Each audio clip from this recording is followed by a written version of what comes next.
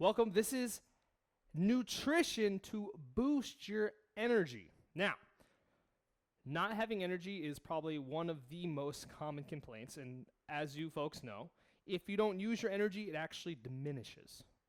So a part of nutrition for energy is we need to encourage ourselves to move. You're like, wait, that's not nutrition. Aha, it's nutrition for the mind. But let's talk about specific foods, okay?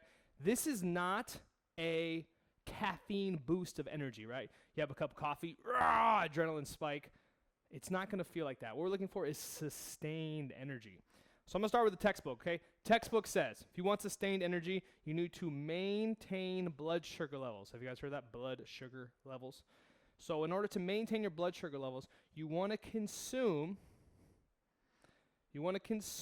low insulinogenic carbs. What does that mean? It's the good carbs, your whole wheats, your grains, your oatmeals, your rices. Those don't spike your insulin, and it keeps your blood sugar steady. Okay, I'm not going to go into the whole blood sugar insulin thing, but you want to consume those consistently throughout the day. No, that does not mean eat chips all day. That is not what you want to do. What you want to do, and this is a great one for energy, is you want to schedule your meals out. And coming up soon, folks, how to write your own meal plan. It starts with a schedule. That's going to be coming for you guys.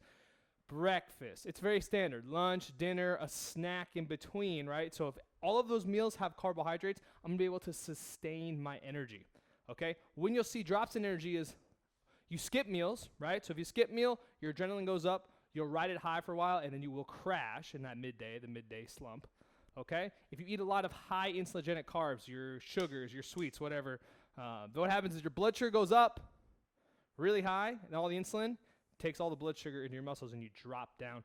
That's the crash feeling, okay? So textbook says steady consumption of carbohydrates throughout the day. Your healthy carbs, folks. You guys don't know that. The preferred food list is coming, folks. Never mind, I'll get that in a second. So you just want to eat those carbs throughout the day, okay? So that's the textbook, okay? Now we're going to get more into the, I don't want to say pseudoscience, but less scientifically proven, and that is you want to eliminate inflammatory foods. So what happens in terms of inflammation, just think of it like this. Heat comes up, it takes energy to put the heat down, right? So if you cut out inflammatory foods, you're actually going to see more sustained energy levels. This takes a little bit longer, right? This will take a few days, a week, but once you start to remove those foods, you will notice an increase in energy. For me personally, I noticed the biggest increase in energy was from cutting out gluten. I'm just saying, for me personally, I'm not like anti-gluten. I'm just saying I noticed the biggest increase in energy with gluten, which is the protein in wheat, right? So whole wheat processed, whole wheat breads, crackers, chips that are made of flour, that's going to have gluten in them. Okay, I'm just saying, you don't have to be anti-gluten. I'm just saying that can help. Another one, for all the haters out there, dairy products, right? Your cheeses, your milks, et cetera, ice creams, all this stuff. Dairy is considered to be very inflammatory, and cutting that out can actually boost people's energy, okay?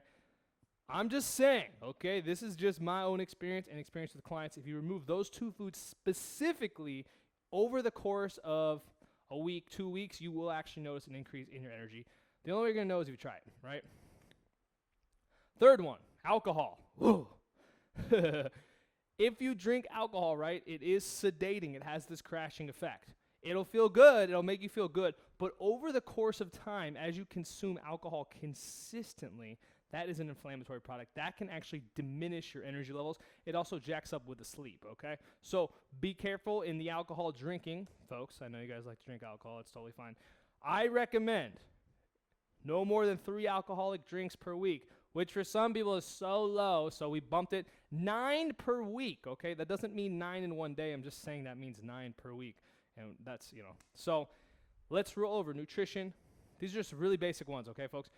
Steady consumption of carbohydrates throughout the day. You have your breakfast, you have your lunch, you have your snack, you have your dinner. That hinges on a meal schedule, which I'm going to get you guys, okay? I'm not making false promises. It's just the technical side of this part is a learning curve for me. Second, removing inflammatory foods. I talked about gluten. I talked about dairy. Are there other inflammatory foods? Yes. But when you remove those steadily, you will see an increase in your energy. I'm not guaranteeing it, but I'm guaranteeing it, okay? Third is alcohol consumption. You want to keep your alcohol consumption in check, okay? You don't want to, not more than 3 drinks a week if you can manage.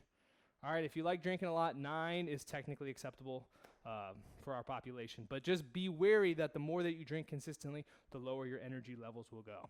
Okay? So, those are your tips today, folks. Hope you enjoyed that. Boom!